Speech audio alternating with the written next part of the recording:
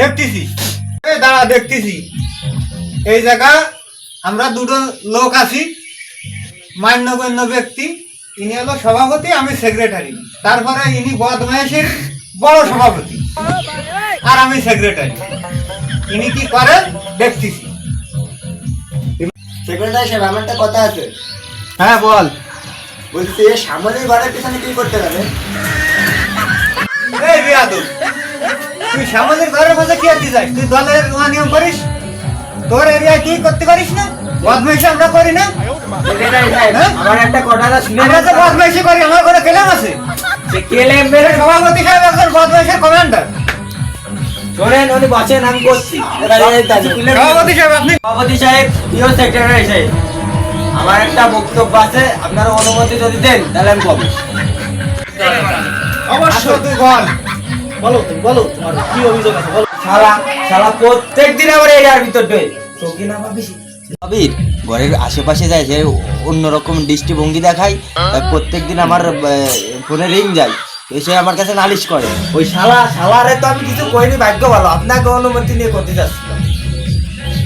ভয় দেখতেছি এইগুলো নিয়ে নিজেদের মধ্যে তুই আর এরিয়ায় ঢুকিস আর ওর এরিয়ায় ঢোকে, এগুলো তো আসলে ঠিক না। দলের অনিয়ম করা যাবে না তো। বদমাইশির প্রতিটা সেক্টরে আমরা লোক ঠিক করে রাখছি। কে কার ঘরের কানাসি যাবে সেগুলো তো আমরা মেনটেন করে দিয়েছি অলরেডি। তোর মালা চেহারা ভালো না? সভাপতি সাহেব, চোখে না একটু টেরা আছে হালকা। টেরা বলে কি সে ভালো না? তার কিসে কম আছে? কিসে সে কি কম? কোনো কিছুতে কম? তোর সমস্যা কি? তুই সামনের ঘরের কাছে কি করতে যাস?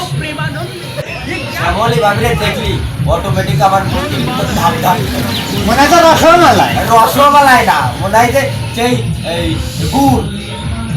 শুনেছেন বদমাইশের সভাপতি সাহেব, এইটুক ছেলেবেলার কথা বলে গুড়। ওই শালারা ওই ছানা জিলাপি সরি দেবে না?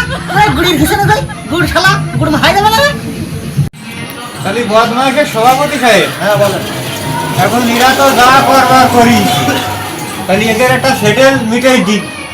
হ্যাঁ বদমাইশের শেষ সেক্রেটারি সাহেব, আমি বুঝতে পারিছি আসলে এদের কাম ধরে উঠবাস করার কি হবে, দলের নিয়ম তো ভঙ্গ করিস না। আরে যার মাল আলাদা করি।